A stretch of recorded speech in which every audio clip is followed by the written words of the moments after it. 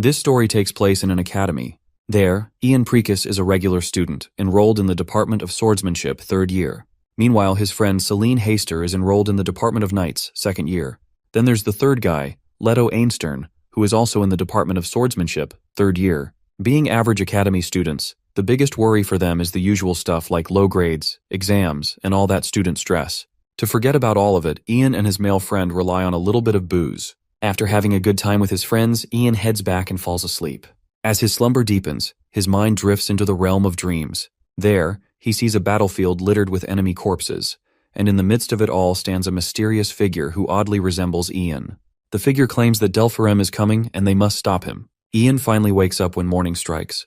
The name Delphirem lingers in his mind. He's heard this name in legends before. He decides not to think too much about it, and dismisses it as just a weird dream, because he drank too much the night before. That's when he suddenly notices a letter on his table that definitely wasn't there before. Another strange thing he notices is that the date on his calendar has changed. It's now 7 days ahead. He picks up the letter and starts reading it. From the handwriting, he can tell it's definitely written by a woman. Without even finishing the letter, Ian starts to imagine it's from some girl who has a crush on him. He might be late for class, but he's sure reading this letter will be worth it.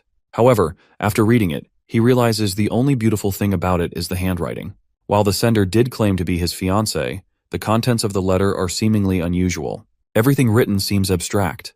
In the last page, he learns that the letter is from someone named Sophia, from the year 571 of the imperial calendar, on the 15th day of the month of the bow. The funny thing is that the dates on the letter don't match with the calendar, and another striking detail is the highlighted message at the end of the letter, which goes like, "If we don't protect the future, the world will perish." Annoyed, Ian crumbles the letter and tosses it into the trash, thinking it just a prank. As he walks through the crowd of students, he notices everyone is trying to avoid him, as if he's caught some contagious disease that only he can spread.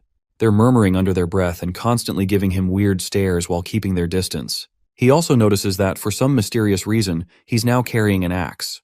Then he spots his friends, Leto and Celine. But even they quickly turn on their heels and start ignoring him. They act like they don't know him.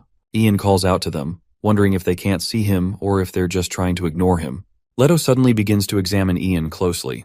As far as Leto remembers, something about Ian was different just yesterday.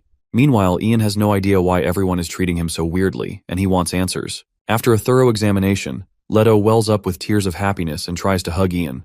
Ian is even more lost now and demands clarification. That's when Celine reveals that Ian had been possessed by something strange the entire past week. This comes as a huge shock to Ian because, as far as he remembers, the last thing he did was say goodbye to both of them the previous night. So how in the world did an entire week pass?